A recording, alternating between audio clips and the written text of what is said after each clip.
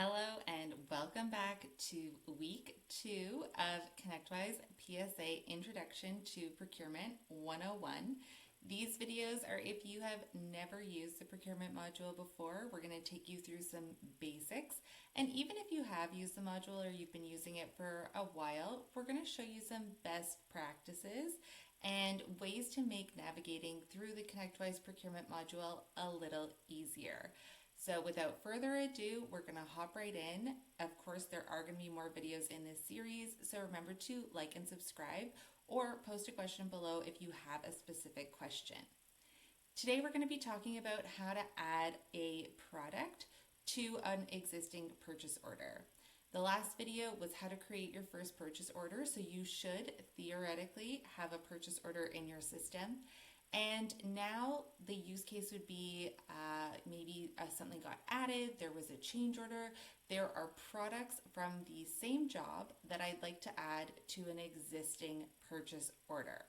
So the first thing I want to do is figure out which purchase order I'd like to add the products to. And I'm going to go under my procurement purchase orders. Here I'll be able to see all the purchase orders I already have in the system. And this actually shows you all of the purchase orders. It, by default, will filter to only your open purchase orders, but if you ever need to go back and take a look at an old purchase order, you can change this to be all. So that's just an FYI. You can always look at all your purchase orders from this screen. A gotcha I see all the time is when people try to add products to a closed purchase order. The first thing you're going to want to do is make sure the purchase order you're adding to is open. So it should be visible in this view. You should already see the purchase order in the list. And as you scroll down, you should be able to say, oh, that's my purchase order. If you don't know which purchase order it is that you need to add to, you can always click into one of the purchase orders and take a look. I like to go to the sales and service information tab to find out what job this is for or if it's for a specific project. And once you're in those purchase orders, you can also scroll side to side. So you can scroll down the list and take a look at all the different purchase orders and who they're for. So let's say I now know which purchase order I need to add to. It's going to be this one right here. I'll just go ahead and copy the purchase order number because I want to remember it. And this purchase order, if we scroll down, is for Green Torch. Green Torch is our vendor for this. Those are the two pieces of information you really need to remember, the purchase order number and who the vendor is.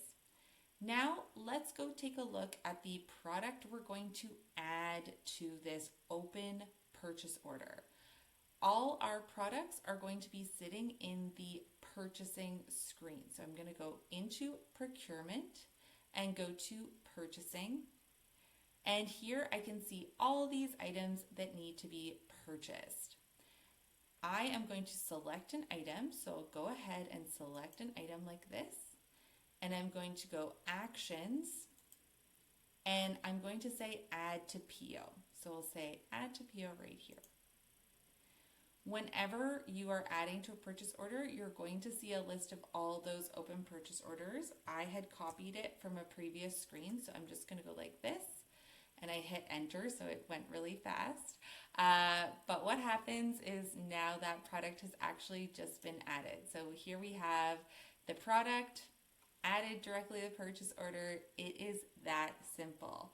Let's do it again a little more slowly so we can see what that looks like.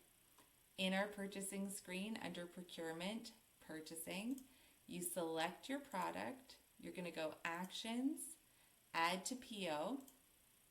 I just pasted in the number and hit enter. That's the fast way. But you can scroll down and see the open purchase orders you have here, and then you can select the one you'd like to add it to. So we'll do that here. As soon as you do that, it takes you to the purchase order. This product count goes up because you've added a line, so that's adding right there. And we can always save and close.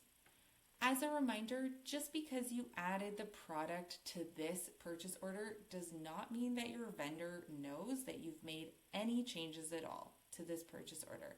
So best practice is always to send the updated purchase order to your vendor by emailing it to them. So you can go ahead and hit the little mail button. And whenever I used to do this, because I used to be a purchaser, I think that's pretty straightforward.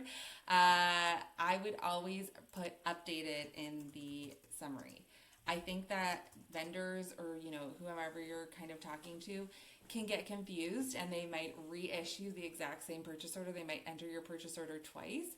So I would always put updated in as a little FYI to make sure that they know that this is a pre-existing purchase order that we are updating.